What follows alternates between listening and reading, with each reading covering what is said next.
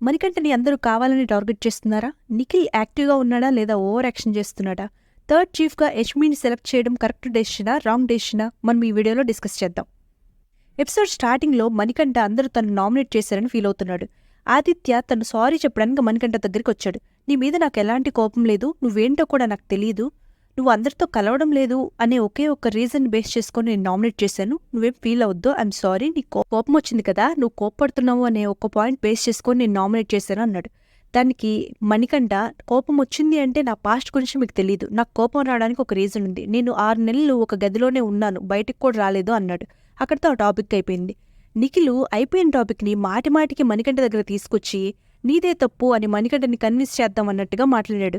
ఆయన పెద్ద అయినా నువ్వు రెస్పెక్ట్ ఇవ్వాల్సింది అన్నాడు. దానికి మణికంఠ, ఏజ్ని బట్టి రెస్పెక్ట్ ఇవ్వరు, ఫీలింగ్ని బట్టి ఇస్తారు అని చెప్పి అన్నాడు. నాకు ఇక్కడ మణికంఠ చెప్పింది కరెక్ట్ అనిపించింది.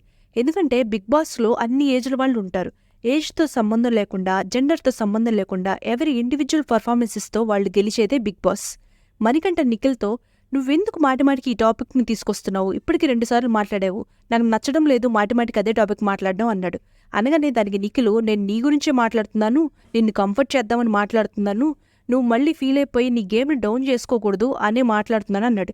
దానికి మణికంఠ, నేను చాలా కంఫర్ట్గా ఉన్నాను, నువ్వు నీ పని చూసుకొని చాలా మర్యాదగా చెప్పాడు. పాపం నిఖిల్ మణికంఠని బ్యాడ్ చేద్దామని వచ్చి తనే బ్యాడ్ అయ్యాడు. నెక్స్ట్ వర్షిని. అసలు ఈ వర్షినికి ఇన్ని తెలివితేటలు ఉన్నాయని నాకు నిన్నే అర్థమైంది. మణికంఠ దగ్గరకు వచ్చి, నువ్వు అబ్బాయి కాబట్టి నేను నిన్ను నామినేట్ చేశాను, వాళ్ళ అమ్మాయిలు కాబట్టి వాళ్ళు నామినేట్ చేయలేదు, నువ్వు అబ్బాయివని చేశాను, నీ ప్లేస్లో వేరే అబ్బాయి ఉన్నా కూడా వాళ్ళు నామినేట్ చేసేదాన్ని అంట.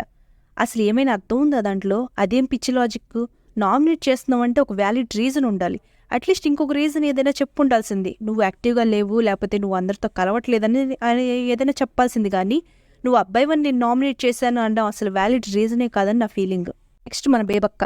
అసలు ఈవిడ బిగ్ బాస్కి ఎందుకు వచ్చిందో, ఏం చేస్తుందో, ఏం చేయాలనుకుంటుందో నాకైతే అర్థం కాలేదు, కానీ అతి మంచితనంతో ఆవిడ గొయ్యి ఆవిడే తీసుకుంటుంది.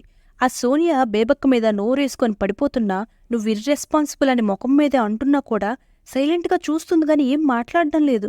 అప్పటి వరకు బేబక్క అందరి కోసం వంట చేసింది, కుక్కర్ ప్రెజర్ పోవడానికి అలానే వదిలేసింది. దానికి ఆ సోనియా, నువ్వు ఇర్రెస్పాన్సిబుల్, కుక్కర్ని వదిలేసావు అంటుంటే అట్లీస్ట్ బేబక్క తను డిఫెండ్ చేసుకోవాలి, తన కోసం తను స్టాండ్ తీసుకోవాలి. అలాగే థర్డ్ చీఫ్గా సెలెక్ట్ చేసేటప్పుడు ఆ టాస్క్లో కూడా నిఖిల్, నైనిక బేబక్కని థర్డ్ చీఫ్గా సెలెక్ట్ చేయలేదు. మిగతా వాళ్ళు అట్లీస్ట్ క్వశ్చన్ చేశారు, ఎందుకు మమ్మల్ని సెలెక్ట్ చేయలేదు అని. ఈ బేబక్క అసలు కనీసం క్వశ్చన్ చేయకపోగా, మీరు నన్ను సెలెక్ట్ చేయకపోయినా నాకేం బాధ లేదు, మీరు ఏ డెసిషన్ తీసుకున్నా మంచిగానే తీసుకుంటారు అంట.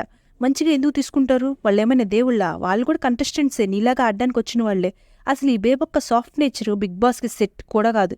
అవసరమైన చోట తను డిఫెండ్ చేసుకోవాలి, తన కోసం తను స్టాండ్ తీసుకోవాలి, తను తప్పు లేకపోతే మిగతా వాళ్ళని ఎదిరించాలి.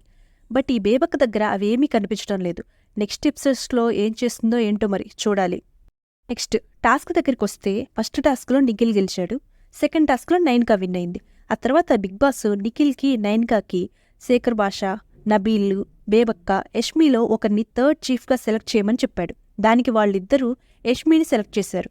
దానికి యష్మి, థ్యాంక్ యూ, ఇది నా లక్ వల్లే నేను థర్డ్ చీఫ్ అయ్యాను, నేను టాస్క్లో కూడా బాగా పర్ఫామ్ చేయలేదు, ఇది నా ప్యూర్ లక్కే, నన్ను సెలెక్ట్ చేసినందుకు థ్యాంక్ యూ అని చెప్పింది. ఇక్కడ తనే చెప్తుంది తన టాస్క్లో సరిగ్గా పర్ఫామ్ చేయలేదు అని. టాస్క్లో బాగా పర్ఫామ్ చేసింది నబీలు. నెక్స్ట్ శేఖర్ భాష కూడా తన బెస్ట్ ఇవ్వడానికి ట్రై చేశాడు. వాళ్ళని పక్కన పెట్టేసి యష్మి ఓన్లీ వాళ్ళ ఫ్రెండ్ అనే ఒకే ఒక్క రీజన్తో యష్మిని థర్డ్ చీఫ్గా సెలెక్ట్ చేశారు. వీలైతే థర్డ్ చీఫ్కి పర్ఫెక్ట్గా ఎలిజిబుల్. యష్మిని సెలెక్ట్ చేయడం రాంగ్ డెసిషన్ అని నేను అనుకుంటున్నాను. దీనిపైన మీరేమంటారు? కామెంట్ చేయండి. అలాగే ఇప్పుడున్న వాళ్ళల్లో టాప్ 3 స్ట్రాంగ్ కంటెస్టెంట్స్ ఎవరని మీరు అనుకుంటున్నారు? కామెంట్ బాక్స్లో కామెంట్ చేయండి.